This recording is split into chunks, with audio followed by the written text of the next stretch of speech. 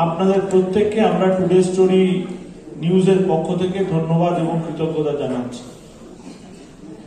আমাদের মধ্যে এসে উপস্থিত হয়েছেন আমাদের টুডে স্টোরি নিউজের মাননীয় চেয়ারম্যান শ্রদ্ধেয় ডক্টর রাজীব শীল। তাকে আমি মঞ্চে আসতে অনুরোধ করছি। বিশিষ্ট সাংবাদিক আমাদের প্রত্যেকের পরিচিত শ্রদ্ধেয় শুভজিৎ দাস মহাশয়, আপনারা একটু জোরে করতালির মধ্যে থেকে তাদের দুজনকে স্বাগত জানাবেন। আরো বেশ কিছু মান্য মানুষ আসছেন, কিন্তু আপনারা অনেক দূর থেকে এসছেন। আমরা আমাদের অনুষ্ঠান একদম সঠিক সময় শুরু করব বলেই ঠিক করেছিলাম, সেটাই আমরা করছি। আজকের এই অনুষ্ঠানটি শুধুমাত্র যে একটি অ্যাওয়ার্ড সেরিমনি সেটা নয়, সেটা তো আছেই, তার সাথে যে সমস্ত বিশিষ্ট সাংবাদিকরা দশকের পর দশক এই বাংলা সংবাদ মাধ্যমকে রঞ্জিত করেছে, তাদের কাছ থেকেও আমরা শুনবো, কারণ আমরাও একটি ডিজিটাল মাধ্যম, যে এই ডিজিটাল মাধ্যম আপনারা যারা জেলায় জেলায় করছেন, আমরা যারা কলকাতায় করছি, আমাদের ভবিষ্যৎ কি, বা আমরা কিভাবে নিজেদের আরেকটু ভালো করতে পারি, আরেকটু কিভাবে নিজেদের স্ট্রাকচারাল পার্টটায় আমরা কাজ করতে পারি, সেটা নিয়ে আমরা কিন্তু আজকের এই আলোচনা করব। আমি প্রথমেই টুডে স্টোরি বেঙ্গল ডিজিটাল অ্যাওয়ার্ডের পক্ষ থেকে শ্রদ্ধেয় শুভজিৎ দাস মহাশয়কে আমরা বরণ করে নেব। আমাদের মান্য চেয়ারম্যান রাজীব শীলকে আমি অনুরোধ করব তাকে সম্মাননা জানানোর জন্য।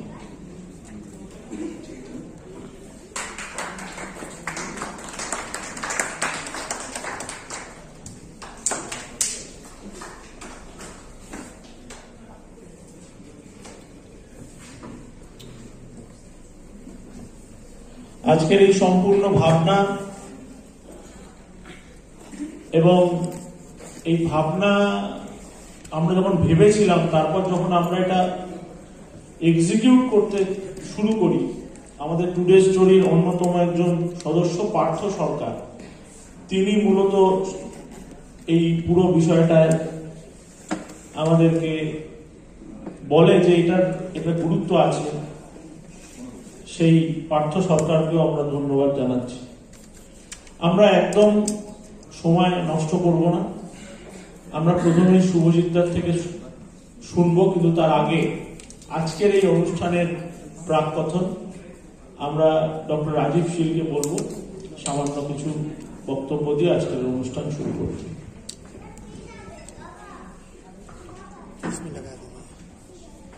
নমস্কার। যা যা বলার আছে সব প্রীতম বলে দিয়েছে,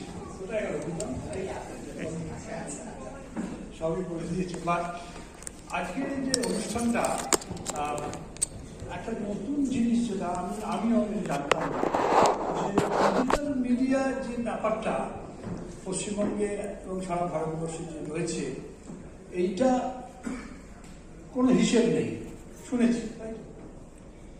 সেটা পশ্চিমবঙ্গেও এবং সারা ভারতবর্ষে যতগুলো ডিজিটাল মিডিয়া আছে, এবং শুধু তাই না, কে সব থেকে বড়, কে সব থেকে মেজো, কে ছোট, কোনো রকম কোনো হিসেব নেই।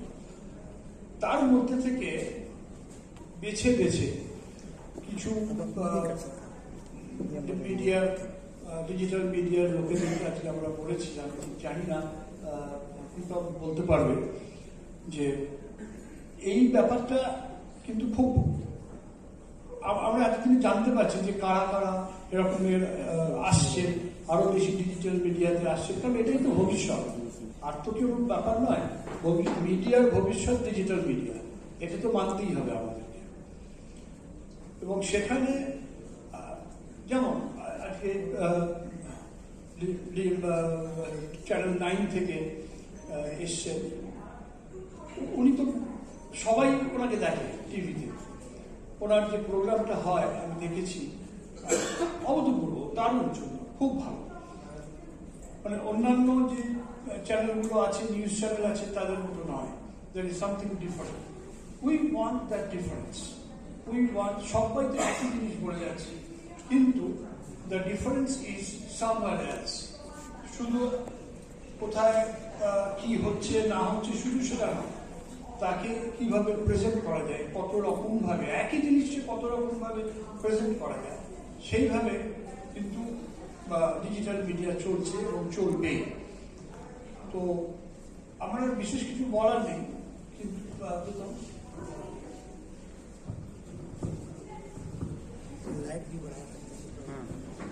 আমরা শুনলাম আসলে আমরা যারা ডিজিটাল মিডিয়ার সাথে কাজ করি,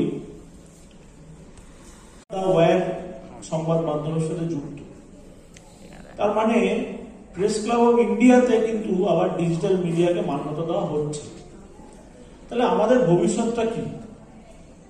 2021 সালে মিনিস্ট্রি অফ ইনফরমেশন ব্রডকাস্টিং থেকে একটি গাইডলাইন দেওয়ার কথা বলা হয় এবং সেটা বলা হয় যে 1 বছরের মধ্যে ইমপ্লিমেন্ট হবে, কিন্তু সেটাও হয়নি।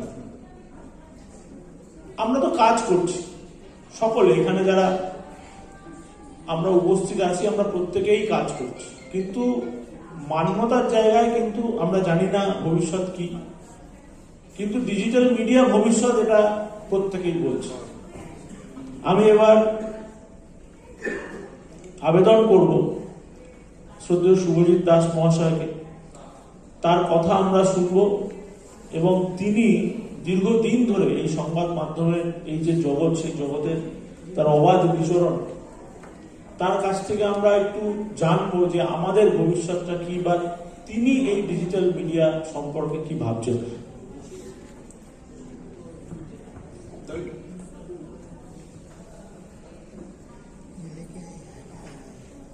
সবাইকে অনেক ধন্যবাদ এরকম একটা অনুষ্ঠানে অংশগ্রহণ করার জন্য।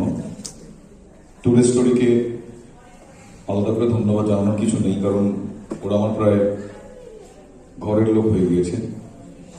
কিন্তু আজকে যে বিষয়টা ওরা বেছেছেন, সেই বিষয়টার অনেকগুলো গুরুত্বপূর্ণ দিক আছে, অনেকগুলো গুরুত্বপূর্ণ বিষয় বলার আছে। আমরা প্রত্যেকেই বলি ডিজিটাল মিডিয়া হচ্ছে মিডিয়ার ভবিষ্যৎ, কিন্তু কেন বলি সেটা একটু জানতে হবে। আমি দু একটা কথা বলবো, যেগুলো বলবো সবই আপনারা প্রত্যেকেই জানেন। আমার সাংবাদিকতা যেমন অভিজ্ঞতা বছর 20, এই বছর 20 অভিজ্ঞতার কিছু নির্যাস আমি শেয়ার করতে পারি। আমার যেটা মনে হয়েছে সেটা হচ্ছে, ডক্টর শীল যেরকম বলছিলেন যে আমাদের অনুষ্ঠান ওনার ভালো লাগে, আমার প্রোগ্রামের কথা বললেন, অন্যরকম মনে হয়। এই অন্য রকমটাকেই আমরা ওই জেনজির ভাষায় বলি এক্স ফ্যাক্টর। ফলে আমরা যেই মিডিয়ায় কাজ করি না কেন, ওই এক্স ফ্যাক্টরটার সন্ধানে প্রত্যেককে থাকতে হয়। আজকে টুডে স্টোরি অ্যাওয়ার্ড দেবে, সম্মানিত করবে ডিজিটাল মিডিয়াতে যারা গুরুত্বপূর্ণ কাজ করছেন এই মুহূর্তে কন্টেন্ট নিয়ে। এখন তো আলাদা করে নিউজ বা ওরকম কিছু বলা হয় না, এখন সবকিছুই কন্টেন্ট। তো এই কন্টেন্ট নিয়ে যারা কাজ করছেন তাদের মধ্যে থেকে বাছাই করা কয়েকজনকে ওরা সম্মানিত করবে, তাই তো দুপুর? না 10 বলিনি, বলছি বেশ কয়েকজনকে। হ্যাঁ, তার মানে they are playing the role of a editor today. আমরা যেই মাধ্যমে কাজ করি না কেন, সেটা সংবাদপত্র হতে পারে, টেলিভিশন হতে পারে, ডিজিটাল মিডিয়া হতে পারে, যেটাকে আমরা বলা হয় সোশ্যাল মিডিয়া প্ল্যাটফর্ম, আমরা প্রত্যেকটা ক্ষেত্রেই এডিটর নির্ভর।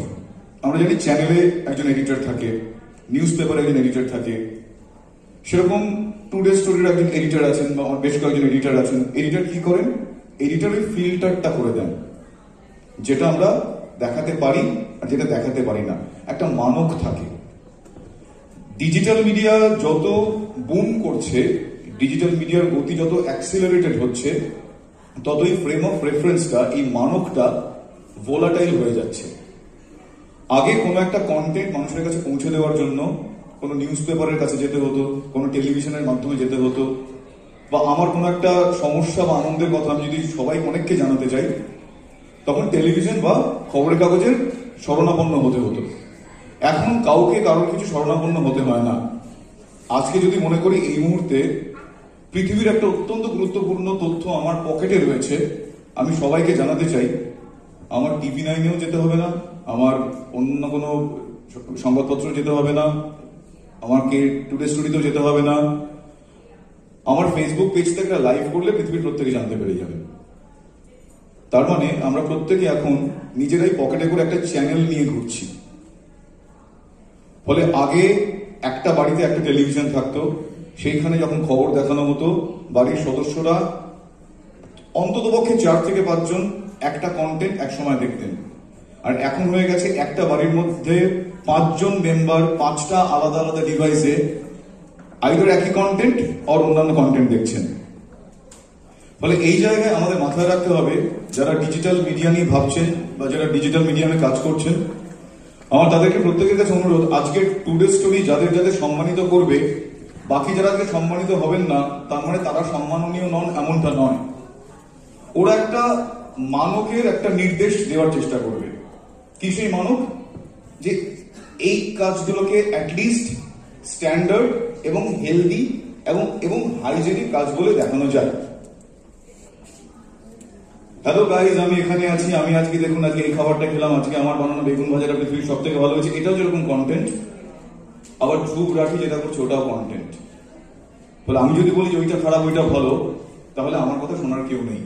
তার কারণ যে ভালোটা দেখছে সে খারাপটাও দেখছে, আবার আমার কাছে যেটা খারাপ ওর কাছে যেটা দারুণ ভালো। ফলে ডিজিটাল মিডিয়ার ভবিষ্যৎ আমার মনে হয় আমাদের কারোর হাতে নেই, বুম করে যাবে। মানুষ ভালো ভালো কন্টেন্ট গুলোকেই তাদের কাজে লাগাবে। ভালো কন্টেন্ট মানে আমি মনে করি যে কন্টেন্ট গুলো দরকারি। এবার কার কোনটা দরকার সেটা আমি এখানে দাঁড়িয়ে বলতে পারবো না। ফলে এই মুহূর্তে আমার পক্ষে কোনো একটা মানক বা ফ্রেম অফ রেফারেন্স বা নির্দেশিকা বলে দেওয়া সম্ভব নয়। আমার শুধু যেটুকু মনে হয় আমার অভিজ্ঞতা থেকে, কন্টেন্ট এমন যেন না হয় যেটা অন্যের এবং নিজের জন্য ক্ষতিকারক। এইটুকু যদি ইনিশিয়ালি আমরা মেনটেন করতে পারি, আর কন্টেন্টে যদি আমরা প্রত্যেকটা মুহূর্তে অ্যাটলিস্ট ট্রুথটা দেখাতে পারি, সত্যিটা দেখাতে পারি, সেটা যাই হোক। হ্যালো গাইজ, আমি এখানে বলে যারা কন্টেন্টটা দেখাচ্ছে তারা তো সত্যিটাই দেখাচ্ছে, হয়তো সে ভিক্টোরিয়া মেমোরিয়ালের সামনে থেকে একটা ভিডিও লাইভ করছে। কিন্তু ডিজিটাল মিডিয়াতে অনেক মিথ্যে ভুল কন্টেন্ট চলে যাচ্ছে, যে কারণে আমি এডিটর শব্দটা বললাম। আমি প্রত্যেককে একটু অনুরোধ করব, আমরা এই ডিজিটাল সময় দাঁড়িয়ে we are the editor of our own self. আমরা প্রত্যেকে নিজের এডিটর। আমি আয়নার সামনে দাঁড়িয়ে যে জিনিসটাকে আমার খারাপ মনে হচ্ছে সেটা আমাকে বিশ্বাস করতে হবে অনেকের জন্য খারাপ। আমার আয়নার সামনে দাঁড়িয়ে যেটাকে ভালো মনে হচ্ছে আমাকে ধরে নিতে হবে সেটা অনেকের ভালো লাগে। এবার আমি যেহেতু আমার চ্যানেলের বা আমার পেজের বা আমার যে ডিজিটাল প্ল্যাটফর্মটা আমি ক্যাটার করছি সেটার আমি নিজে এডিটর, সে কারণে আমাকে ওইটুকু ডিসিশন নিতে হবে যে আমি মিথ্যে কিছু সম্প্রচার করব না, আর আমি এমন কিছু সম্প্রচার করব না যেটা পৃথিবীর উন্নতির জন্য অন্তরায় হতে পারে। আমার আশা করি উদাহরণ দিয়ে বোঝানোর দরকার নেই আপনাদের আমি কি বলতে চাইছি। সম্প্রতি একটা ছোট্ট উদাহরণ আমি বলছি আপনাদের, আপনারা দেখেছেন। আমরা প্রথম খবরটা ব্রেক করি, দুজন ছেলে টিনেজার তারা একটি বাড়ির সামনে বোম চার্জ করে চলে যায়। অনেকে জানেন খবরটা। পরে জানা যায় তাদের প্রেমিকা তাকে না বলে, রিফিউজ করে।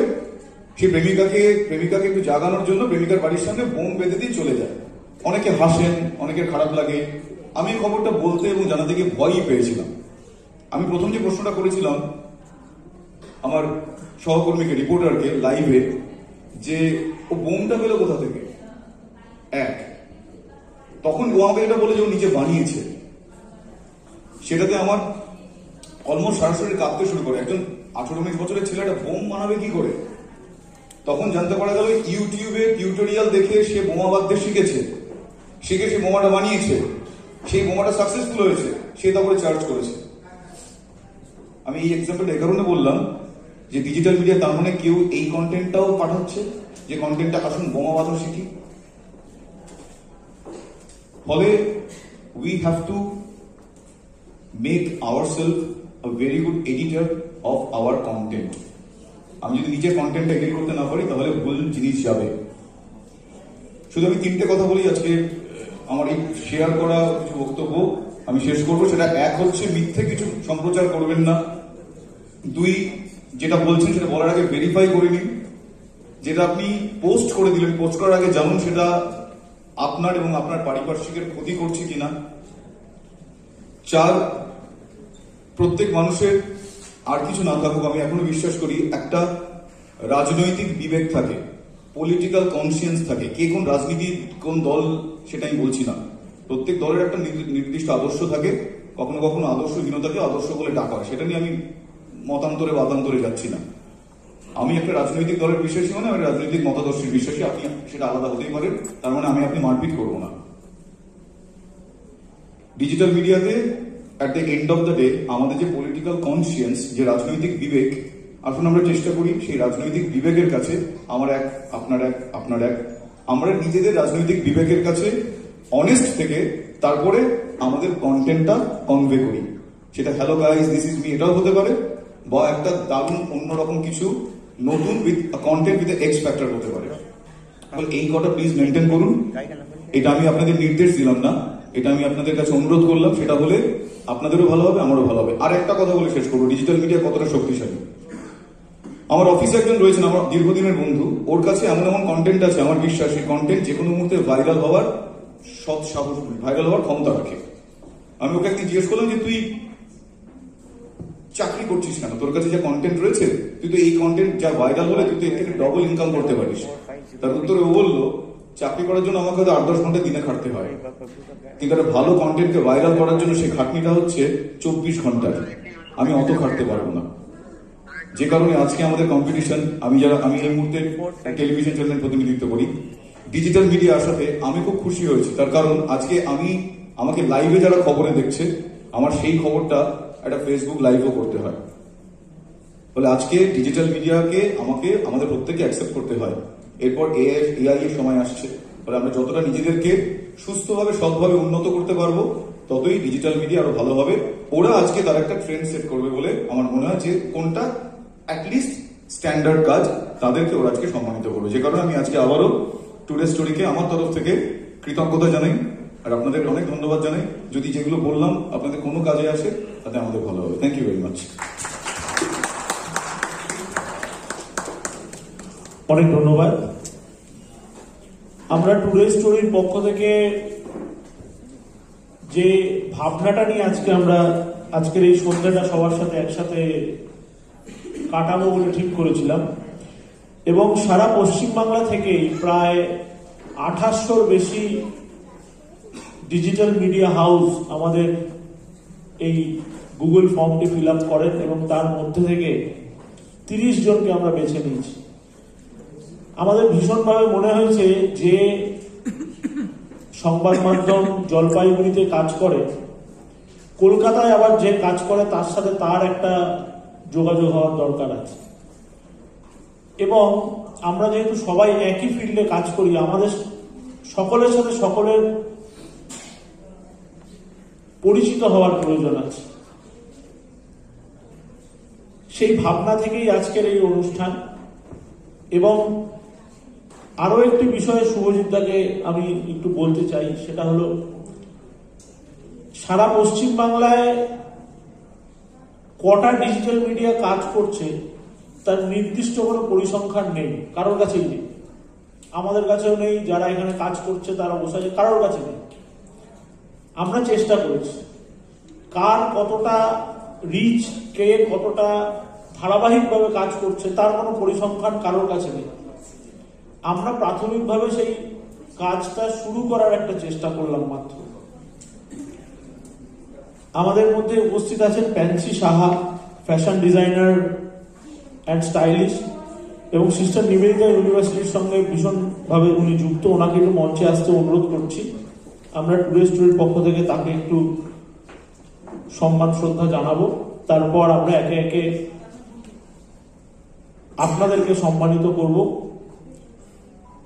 আর এক বিশিষ্ট সাংবাদিক ঋতব্রত দা, তিনিও আসছেন, আর কিছুক্ষণের মধ্যে এসে পড়বেন। প্যান্সিটিকে বলবেন আসতে মঞ্চে।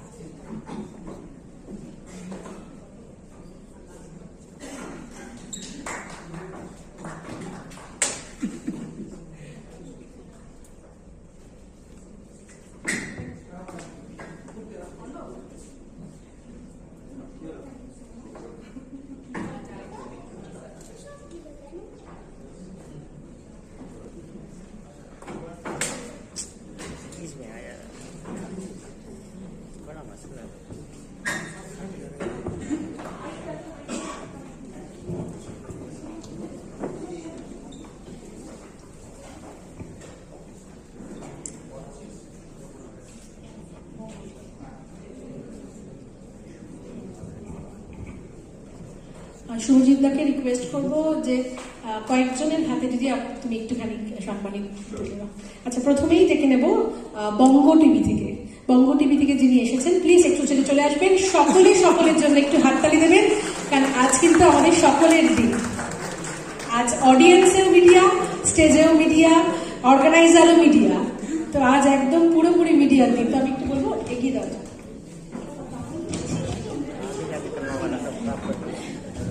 आगे लेके जा रहे हैं।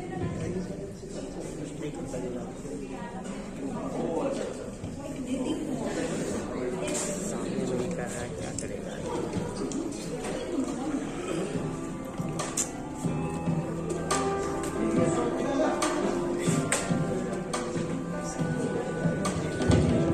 আমরা ইতিমধ্যেই শুভজিৎ দার থেকে শুনেছি যে এই ডিজিটাল মিডিয়া যারা করছেন তারা কিভাবে কাজ করছেন, আগামী দিনে আমরা কিভাবে কি করতে পারি।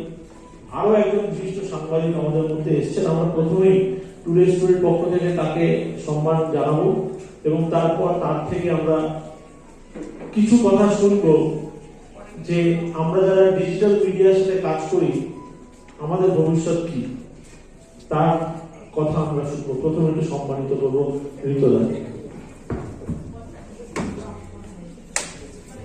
আমি টুডে স্টোরির চেয়ারম্যান ডক্টর রাজীব শীল, তাকে অনুরোধ করব।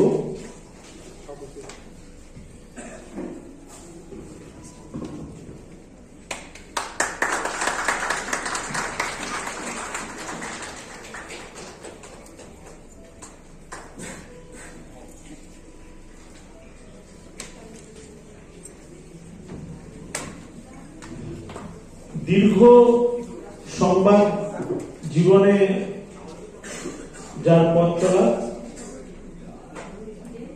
আমাদের এই টুডে স্টোরির অনুষ্ঠানে এসে কলকাতা প্রেস ক্লাবের সভাপতি স্নেহাশিস সুর বলে গেছিলেন যে ডিজিটাল মিডিয়াই আগামী, এবং খুব দৃঢ় কণ্ঠে বলে গেছিলেন। আমরা যে বেঙ্গল আইকন অ্যাওয়ার্ড করি, সেই বেঙ্গল আইকন অ্যাওয়ার্ড গত বছর উনিও পেয়েছেন, সেই মঞ্চেই উনি বলেছিলেন। কিন্তু এই ডিজিটাল সাংবাদিকতা বা এই ডিজিটাল মিডিয়ার কোনো নির্দিষ্ট ডেটা আমাদের কারোর কাছে নেই, সবাই সবার মতো করে করছে। সেই কাজটা যখন আমরা শুরু করতে গিয়ে প্রায় 2700 ডিজিটাল মিডিয়ার যোগাযোগ, তার পুরো কার কত রিচ, এই পুরো ডেটাটা আমরা কালেক্ট করি সারা বাংলাদেশে, এবং সেই তার থেকে 30 জনকে আজকে আমরা এখানে বেছে নিয়েছি যারা ধারাবাহিকভাবে কাজ করছে, যাদের ভিউয়ার্স বেস, যাদের কন্টেন্ট খুব সুন্দর, সেই রকম মানুষ। সুন্দরবন থেকে জলপাইগুড়ি, সুন্দরবনেরও মানুষ আপনি আসার আগেই ছিল, জলপাইগুড়িও আছে। যারা আপনাদের কথা শুনতে চায় সেই ধরনের মানুষ আজকে এখানে এসেছে। আমি আপনাকে অনুরোধ করব, আমাদের সবাইকে আপনি দিক নির্দেশ করুন যে ডিজিটাল মিডিয়া আগামী দিনে আমরা কি করতে পারি বা আমাদের কি ভবিষ্যৎ। সঞ্চালক এত সুন্দর করে বলছিলেন, আর এখানে শুভজিৎ করেছে। এই মুহূর্তে বাংলা টেলিভিশনে আমার যারা ব্যক্তিগতভাবে সবচেয়ে প্রিয় যারা উপস্থাপক তাদের মধ্যে অন্যতম। আমি তার প্রত্যেকটা অনুষ্ঠান দেখি এবং অনেক সংগ্রামের মধ্য দিয়ে আছে সেই জায়গায় পৌঁছেছে, তাতে আমার অভিনন্দন। রাজীবটা রয়েছেন উনিও, এবং উপস্থাপক খুব সুন্দরভাবে বলছিলেন। এবং আমি খুব কৃতজ্ঞ আপনার কাছে, আপনাদের সবার কাছে। বিশেষ করে আমাকে বারবার ফোন করেছে, আমি মুম্বাইতে ছিলাম, আমাকে বারবার ফোন করেছে। আমি আজকে এই অনুষ্ঠানটা আসার জন্যই আমি আরো 7 রাতে চলে এলাম কলকাতায়। দেখুন, যে বিষয়টা নিয়ে আলোচনা হচ্ছে বিষয়টা অতীব গুরুত্বপূর্ণ, এবং বিষয়টা দিয়ে সত্যিকারের আলোচনা করতে গেলে আমি বলবো এরপরে একটা ওয়ার্কশপ হওয়া দরকার, যেখানে আমরা সবাই এসে একটা ওয়ার্কশপ করব। আমি খুব অল্প কথা বলার চেষ্টা করছি, কারণ বিষয়টা কিন্তু বিশেষ করে পশ্চিমবাংলার সাংবাদিকতার ক্ষেত্রে এই বিষয়টা খুবই গুরুত্বপূর্ণ। এখানে যারা বসে আছেন তাদের মধ্যে আমার সহকর্মীও আছেন, রশ্মিকে দেখতে পাচ্ছি, আরো অনেকে রয়েছে। সুতরাং আপনাদের নতুন করে ডিজিটাল মিডিয়া নিয়ে আমার জ্ঞান দেওয়ার কিছু নেই, কিন্তু আমি খুব সংক্ষেপে কতগুলো কথা বলার চেষ্টা করব। প্রথম যে কথাটা বলার চেষ্টা করব সেটা হচ্ছে যে আমরা জানতে বা অজান্তে, ইচ্ছে করি বা না করি, আমরা সবাই আসলে এই মুহূর্তে ডিজিটাল কন্টেন্ট ক্রিয়েটর। সবাই, সেটা টেলিভিশনে হতে পারে, সেটা প্রিন্ট মিডিয়ায় হতে পারে, সেটা ডিজিটাল মিডিয়ায় যারা কাজ করছেন, যারা রেডিওতে কাজ করছেন, সবাই আমরা এই কনভার্জেন্সের যুগে আমরা ডিজিটাল মিডিয়া রয়েছি। কিন্তু ডিজিটাল ক্রিয়েটরের সঙ্গে ডিজিটাল রিপোর্টার বা ডিজিটাল জার্নালিস্টের কিঞ্চিত তফাৎ আছে। এই তফাৎটা থাকতেই হবে। পৃথিবীতে ডিজিটাল মিডিয়াতে সবচেয়ে বড় ব্যবসা করা যায় জানেন দুটো ক্ষেত্রে। একটা হচ্ছে যখন কোনো ক্রিকেট ম্যাচ বা যখন কোনো লাইভ টেলিকাস্ট হয়, সেটা বিশ্বকাপ হতে পারে, ইউরোপিয়ান চ্যাম্পিয়নশিপ ফুটবল লিগ হতে পারে, সেটা লাতিন আমেরিকার ফুটবল লিগ হতে পারে, সবচেয়ে বেশি মানুষ একসঙ্গে লাইভে খেলা দেখে। আর পৃথিবীতে ডিজিটাল কন্টেন্টের ক্ষেত্রে সবচেয়ে যে বড় মার্কেট সেটা হচ্ছে পর্নোগ্রাফির মার্কেট, সেটা আপনি মানুন বা না মানুন। এখন প্রশ্ন হচ্ছে, ভিউয়ার দিয়ে যদি সাংবাদিকতা, কত ভিউজ হলো তা দিয়ে যদি সাংবাদিকতার মাপকাঠি করা যায়, তাহলে আপনি কিন্তু নিছকই একজন কন্টেন্ট ক্রিয়েটার হিসেবেই থেকে যাবেন, সাংবাদিক হিসেবে উন্নীত হবেন না। প্রণয় রয়ের নাম আমরা সবাই জানি, এনডিটিভি এবং ভারতীয় টেলিভিশন সাংবাদিকতা আমি বলবো পিতৃপুরুষ বা আদি পুরুষ। আপনারা গিয়ে দেখুন তার যে ইউটিউব চ্যানেল ডিকো, সেখানে যা ভিউ হয় তার থেকে অনেক বেশি ভিউ হয় রাস্তাঘাটে শুধুমাত্র যারা তামাশা করে তাদের ভিডিও দেখতে। তাই বলে কি প্রণয় রয়ের তার বৈধব্য, তার চিন্তা ভাবনা, গভীরতা, গুরুত্ব, সাংবাদিকতার ক্ষেত্রে তার দৃষ্টিভঙ্গি, তাহলে কি বাজার খাচ্ছে না? আসলে ভিউসে কখনো নিজেকে মানবেন না, বরং কনসিস্টেন্টলি আমাদের এগিয়ে যেতে হবে। মূলত আমরা তিনটে থ্রেডের ওপর দাঁড়িয়ে কাজ করছি। এক, আন্তর্জাতিক ক্ষেত্রে আমি কোনো নির্দিষ্ট মাধ্যমের নাম বলবো না, কিন্তু জেনে রাখুন যারা আপনার কন্টেন্ট দেখাচ্ছেন তারা ক্রমশ এবার উৎসাহ দেখে, আপনাদের উৎসাহ দেখে, মানুষের উৎসাহ দেখে ক্রমশ তারা অত্যন্ত সুকৌশলে ধীরে ধীরে একদম শক্ত করে দিচ্ছে। মানে আগে যদি এরকম সিঁড়ি থাকতো, এখন সিঁড়িটা আস্তে আস্তে এরকম হয়ে যাচ্ছে। মানে আপনি যাতে কিছুতেই, মানে আপনাকে উঠতে গেলে আপনাকে বেশি খরচ করতে হবে, আপনার কন্টেন্টের উপর তারা বিজ্ঞাপন দেবে, আপনাকে তারা কপিরাইট দেবে, আপনাকে তারা থামাবে, ইচ্ছে হলে আপনার মনিটাইজেশন বন্ধ করে দেবে। খেলাটা কিন্তু শুরু হয়ে গেছে বৃহৎ পুঁজিপতি। তার কারণ আগামী যুগে টেলিভিশন থেকে শুরু করে ইন্টারনেটে যারা এই প্ল্যাটফর্ম গুলো তৈরি করেছেন কোটি কোটি ডলার খরচ করে, তারাই নিয়ন্ত্রণ করবে মিডিয়া, এমনটাই তাদের ইচ্ছে। সুতরাং এই সমস্ত সুকৌশলে বিভিন্ন সামাজিক মাধ্যমের চক্রান্তে আপনাদের সজাগ থাকতে হবে, নিজের জায়গা তৈরি করতে হবে, এমন জায়গা তৈরি করতে হবে যাতে কোনোদিনও এই মাধ্যমগুলো আপনাকে গিলে না খেতে পারেন। আপনি স্বতন্ত্রভাবে এই মাধ্যম ছেড়েও আপনাকে মানুষ খুঁজে নেবে অন্য মাধ্যমে, সেই জায়গাটা তৈরি করতে হবে। এটা আমাদের সবার চ্যালেঞ্জ। এ তো গেল আন্তর্জাতিক চ্যালেঞ্জ। আপনারা তো জানেন ভারতবর্ষে এরকম তো শিল্প গোষ্ঠী রয়েছে দুটি তিনটে, মানে আমি বলছি, আমি কোনো নির্দিষ্ট শিল্প গোষ্ঠীর নাম বলবো না, কিন্তু দুটি শিল্প গোষ্ঠী, আর্যাবর্তে এবং দাক্ষিণাত্যে দুটি শিল্প গোষ্ঠী, তারা সমস্ত টেলিভিশন মিডিয়া, সমস্ত মিডিয়া তারা কিনে নেওয়ার চেষ্টা করছে। জাতীয় ক্ষেত্রে যে ঘটনাটা ঘটছে, ওদিকে ইলন মাস্ক থেকে শুরু করে বৃহৎ সমস্ত পুঁজিপতিও গোটা পৃথিবীর মিডিয়াটা তাদের হাতে রাখতে চাইছে। সে এক মুহূর্তে ইচ্ছে করলে আপনার একটা প্রতিবাদী সত্যি ঘটনা, যেটা মনে করছে সেই কর্তৃপক্ষ যাওয়া উচিত না, আপনাকে কমিউনিটি গাইডলাইনের নামে আপনাকে সরিয়ে দিতে পারে। এটাও কিন্তু স্বাধীনতা, মানে সাংবাদিকের স্বাধীনতার উপর হস্তক্ষেপ। শুধু একটা আন্তর্জাতিক বিরাট ষড়যন্ত্র আছে, জাতীয় ক্ষেত্রেও ষড়যন্ত্র আছে।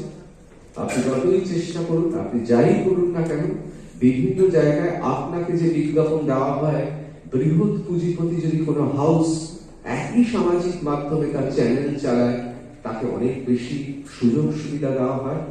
শুধু তাই নয়, তার কন্টেন্ট সবার আগে পৌঁছে যাবে, আপনার কন্টেন্ট ধীরে ধীরে ধীরে নিচের দিকে নামতে শুরু করবে। এবং আমাদের রাজ্যে এবার ফিরে আসি, আন্তর্জাতিক ক্ষেত্র, জাতীয় ক্ষেত্র এবং আমাদের রাজ্যে। দেখুন, সাংবাদিকতার গত কয়েক দশক ধরে আমরা তো বটেই, আমাদের পূর্বসূরীও যারা ছিলেন, অর্থাৎ আমাদেরও যারা 2 দশক 3 দশক আগে থেকে কাজ করেছেন, আমাদের বাংলায় দীর্ঘদিন ধরে বঙ্কিম বাবুদের মতো এডিটর বা সম্পাদক পাওয়া যায় না, যিনি যুগান্তরে তার চাকরি চলে গিয়েছিল শুধুমাত্র লেখার কারণে। তিনি অত্যন্ত সৎ চরিত্রের মানুষ ছিলেন। এই ধরনের সাংবাদিক একসময় ছিলেন, তারা অসাধারণ বাগ্মী ছিলেন।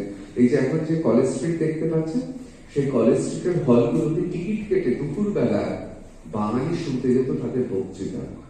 বাঙালি খবরের কাগজ কিনতো তাদের লেখা পড়ার জন্য। এখন তো সময়টা পুরো বদলে গেছে, কিন্তু এখন না স্বাধীনতাটা অনেক বেশি ছিল। কিন্তু আমাদের বাংলার যে সাংবাদিকতার ধারা রয়েছে, সেই ধারা অনুযায়ী আমরা একটা গড়পত্তা ভাবেই চলছি। তাই এই সামাজিক মাধ্যমে সাংবাদিকতা সুকৌশলে যে আমরা সাংবাদিকতাটা প্র্যাকটিস করব, সেটাই করা হচ্ছে না। দেখুন, বাংলার রাজনৈতিক সাংবাদিকতা মূলত লোভী সাংবাদিক এবং ধূর্ত রাজনীতিবিদদের সমীকরণে ঘটে, যুগে যুগে ঘটেছে। বাম আমলে যারা প্রশস্তি গাইতেন বাবে, তারা তৃণমূল আমলে তৃণমূলের প্রশস্তি গায়, আবার তারা টাকা পেলে গেরুয়া শিবিরেরও প্রশস্তি গাইতে তাদের কুণ্ঠা বদলে। দেখুন, আমি যেটা সত্যি সেটা বলছি। আমার পদ্মশ্রী পাওয়ারও কোনো ইচ্ছে নেই, বঙ্গশ্রী পাওয়ারও ইচ্ছে নেই। আমি কোনোদিনই রাজনীতিতে নামবো বলে এখন অব্দি ঠিকই করিনি, সুতরাং সত্যিটাই বলতে হবে। এখন সাংবাদিকতা এমন জায়গায় এসে পৌঁছাচ্ছে যে সাংবাদিকতা আমরা সত্যি কথা বলতে ভয় পাচ্ছি, বা আমাদের মধ্যে কেউ কেউ সত্যি কথা বললে তাকে ট্রোল করা হচ্ছে। এবং ওই যে কেউ নামাচ্ছে গেরুয়া ডিজিটাল বাহিনী, তো কেউ নামাচ্ছে সবুজ ডিজিটাল বাহিনী। লাল ডিজিটাল বাহিনীরা স্বতঃস্ফূর্তভাবে তারা বিপ্লব করে সমাজে নয়, তারা বিপ্লব করে সমাজ মাধ্যমে। এইরকম সময় আমরা সাংবাদিকতাটা নিরপেক্ষভাবে কিভাবে টিকিয়ে রাখবো? এক। দ্বিতীয়, এ তো গেল মহান কথা, ফিলোসফি, দর্শন। কিন্তু আসল ঘটনা হচ্ছে একটা ইউটিউবারকে ধরে টেনে হিচড়ে সমাজে মারধর করে বের করে দিয়েছে। এ ধরনের ঘটনা ঘটেছে এই কলকাতা শহরে। একজন ইউটিউবার, তিনি সত্যি কথা বলেছেন, তিনি দালাল চক্রের বিরুদ্ধে বা কয়লা মাফিয়াদের বিরুদ্ধে বা গরু মাফিয়াদের বিরুদ্ধে কথা বলেছেন, তাকে নিগৃহীত হতে হয়েছে। ব্যারাকপুর শিল্পাঞ্চলে কোন নেতার পছন্দ হয়নি, একজন ইউটিউবারকে মারধর করা হয়েছে। এখানে অনেকে আছে, আমি আলাদাভাবে আরামবাগ টিভি বা রোজিনা বা আমি আর কারো কথা আলাদাভাবে বলছি না। একটা কথা মনে রাখবেন, যখন বাম আমল ছিল তখন বামেরা যে ব্যবহার করতে, আজকে তৃণমূল নেতারা ঠিক সেই ব্যবহারই করে। আর এখন গেরুয়া বাহিনী বিজেপি যে ব্যবহার আপনার সঙ্গে করছে, তখন তৃণমূল সেই ব্যবহার আপনাদের সঙ্গে করতে। এটাই হচ্ছে রাজনীতিবিদদের ধর্ম। যখন বিরোধী, তখন তারা বাক স্বাধীনতার জন্য চেঁচাবে, আর যখন তারা মাসনদে বসবে, তখন তারা আপনাকে শুধুমাত্র একজন সাংবাদিক হিসেবে ব্যবহার করার চেষ্টা করবে। আমি আর দীর্ঘায়িত করব না। এত অন্ধকারের মধ্যে কি কোনো আলো নেই? দারুণ আলো রয়েছে। ডিজিটাল মিডিয়ায় ভবিষ্যৎ। কেন্দ্র সরকার, রাজ্য সরকারকে আজ বাদে কাল কোনো না কোনো দিন তাদের পরিচয়পত্র, সরকারি পরিচয়পত্র আপনাদের দিতেই হবে। আজ বাদে কাল সরকারি বিজ্ঞাপন এবং প্রিন্ট টেলিভিশন পায়, আপনাদের দিতেই হবে। মুশকিলটা হচ্ছে সাংবাদিকতাতে অনেক সময় মোড়ক খুব গুরুত্বপূর্ণ হয়ে ওঠে। টেলিভিশন সাংবাদিক বা প্রিন্টের সাংবাদিক, তার একটা উন্নাসিকতা থাকে যে ডিজিটাল, ইউটিউব ডিজিটাল করছে, যেন তারা কেউই নয়। কিন্তু দিনের শেষে সেটা আমাদের পূর্বসূরি প্রণয় রয় থেকে, যিনি বাংলা যিনি ভারতীয় টেলিভিশন, উপমহাদেশের টেলিভিশনের যিনি পিতৃপুরুষ, আদিপুরুষ, তাকেও ডিকোড অর্থাৎ সামাজিক মাধ্যমে অবশেষে আসতে হয়েছে ডিজিটালে। সুমন চট্টোপাধ্যায়ের মতো সাংবাদিককেও রোজ রাত্রেবেলায় বসতে হয় এই ডিজিটাল মাধ্যমে, কারণ এটাই ভবিষ্যৎ। সুতরাং একেবারেও দৃঢ়মূল্যতায় ঢুকবেন না। অনেক জায়গায় লেখা থাকে, আপনি দেখবেন যে প্রিন্ট আর টেলিভিশনকে আমরা শুধুমাত্র ডাকছি, ডিজিটালকে ডাকছি না। সাহস, ঔদ্ধত্য এবং মূর্খামি দেখে অবাক হতে হয়। কিন্তু যুগে যুগে জানেন তো, যখন নতুন কিছু ওঠে তখন এইরকম একটা বাধা আসে। যত বাধা আসবে তত কাজ করবে, তত আরো উৎসাহে কাজ করবে, কারণ ভবিষ্যৎটা পুরোপুরি ডিজিটাল মিডিয়া, আর কারণ নয়। বিজ্ঞান প্রমাণ করেছে, প্রযুক্তি প্রমাণ করেছে, নজর তথ্য প্রমাণ করেছে। সবশেষে একটা কথা বলবো যে কেউ কেউ কেউ কোনো না কোনো পক্ষে হতেই পারে, কেউ আবার নিরপেক্ষ হতে পারে, কেউ আস্তিক হতে পারে, কেউ নাস্তিক হতে পারে, কেউ যে কোনো ধর্মে বিশ্বাস করতে পারে। এটা তো ব্যক্তিগত ব্যাপার, ব্যক্তিগত পরিসর। কিন্তু সে যে দলেরই হোক, যে দলই তাকে মানুক, একজন ইউটিউবার, একজন ডিজিটাল সাংবাদিক, একজন ডিজিটাল সাংবাদিক এ রাজ্যে, সে এ রাজ্যের শাসক হোক, অন্য কেন্দ্রের শাসক হোক, বা লাল হোক বা মাওবাদী হোক, কুছ পরোয়া নেই।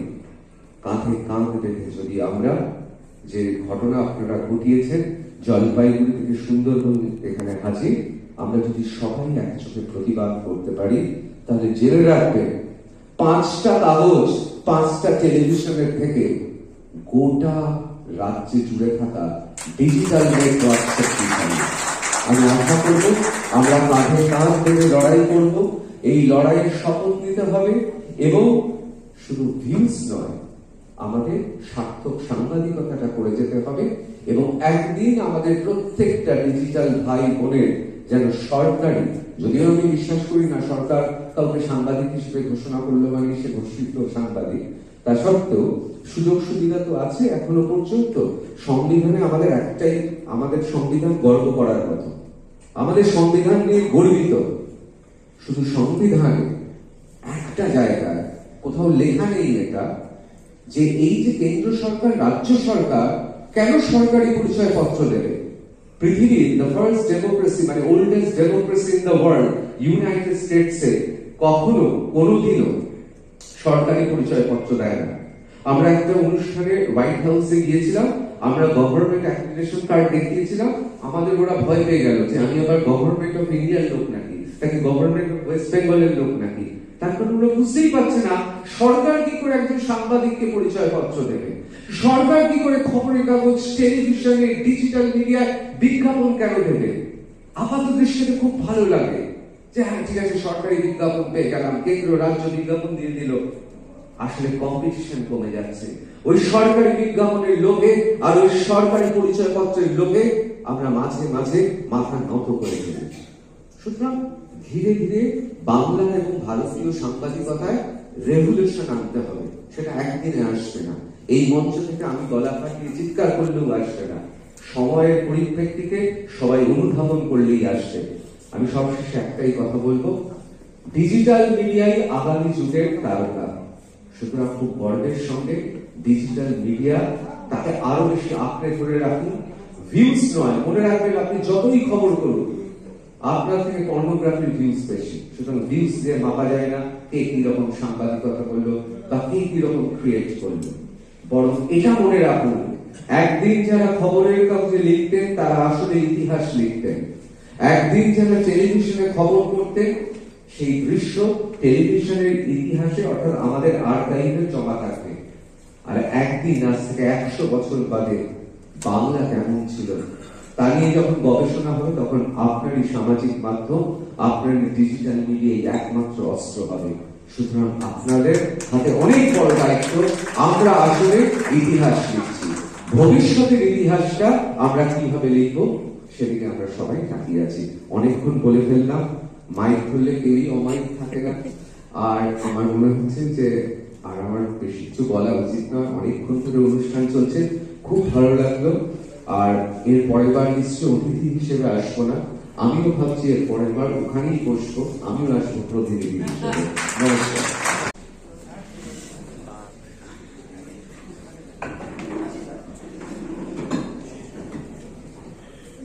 Sonera, Hindustan, Aftab Bhai is getting prize.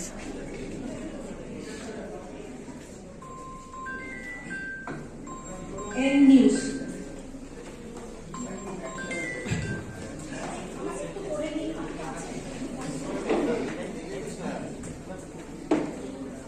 Rabindra সৌরভকে বলবো একটু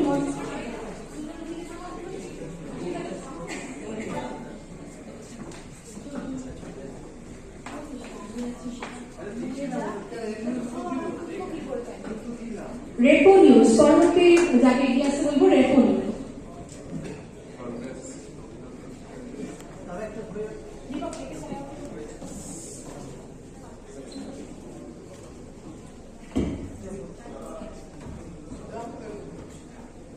রেপো নিউজকে বলবো এগিয়ে আসার জন্য।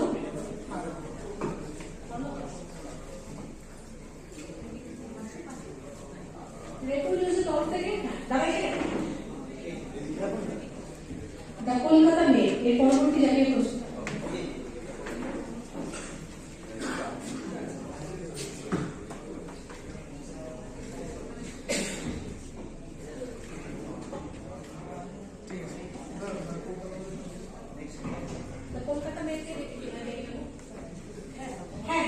সকলেই কিছু বক্তব্য রাখতে চাইছেন, আমরা একটু পরে সবাইকেই সুযোগ দেবো বলার। হ্যাঁ, সবকই দেবে। আজ বুম আমরা ধরেছিলাম আমাদের নিজেদের কথা বলবার জন্য। কতজনকে সম্মানিত? আজকে 30 জন, পশ্চিমবঙ্গ থেকে 30 জন ডিজিটাল মিডিয়া। পশ্চিমবঙ্গের কোন কোন জেলা থেকে? জলপাইগুড়িও আছে, যেমন সুন্দরবনও আছে, মালদাও আছে, নদিয়াও আছে, আর কলকাতা তো অবশ্যই আছে। এটা কি প্রথম বছর? হ্যাঁ, এই অনুষ্ঠানে সম্মানন জ্ঞাপন তো প্রথম বছর। এটা কি প্রতি বছর এইভাবে চলবে? যখন শুরু হয়েছে তখন শেষ তো হওয়ার কথাই নয়, কারণ আরো প্রচুর মানুষ আছেন যারা হয়তো এবছর সম্মানিত হতে পারলো না। তার মানে একদমই নয় যে আমরা ভালো ওরা খারাপ, তার মানে ওই 1, 2 বা হাফ নাম্বারের এদিকে। তো আমরা যখন এটা আবেদন করেছিলাম আমরা কিন্তু সকলকেই আবেদন জানিয়েছিলাম, তো পরের বার হয়তো আমরা তাদেরকে পাবো যারা এবার আসতে পারেনি। ঠিক। হ্যাঁ, এখন গেস্ট আমাদের যেটা বলে গেলেন একটা ওয়ার্কশপের জন্য, এটা তো আমাদের আরো বেশি প্রাপ্য, কারণ এটা আমরা ভাবছিলাম সেটা ওনারা ভাবছেন। তো আগামী দিনে নিশ্চয়ই এই অতিথি যাদেরকে আমরা পেয়েছি, এবং আজকে বিশেষ অতিথি হিসেবে মৌপিয়াদি এবং গৌতম বাবু আটকে গেছিলেন বলে আসতে পারেনি, তাদেরকেও আমরা নিশ্চয়ই ওয়ার্কশপে পাবো। আমি টুডে স্টোরি চ্যানেলের অ্যাসোসিয়েট ডিরেক্টর নুপুর রায়, অধ্যাপিকা নুপুর রায়। দেখুন, সারা বছর তো টুডে স্টোরি এমন কাজ করে থাকে যে কাজগুলো সত্যি মানে আমরা মানুষের কথা মানুষের সামনে তুলে ধরতে চেষ্টা করি, সেভাবেই আমরা এগিয়ে যাব। নিশ্চয়ই আরো অনুষ্ঠানের মধ্যে দিয়ে আবারও দেখা হবে। Thank you.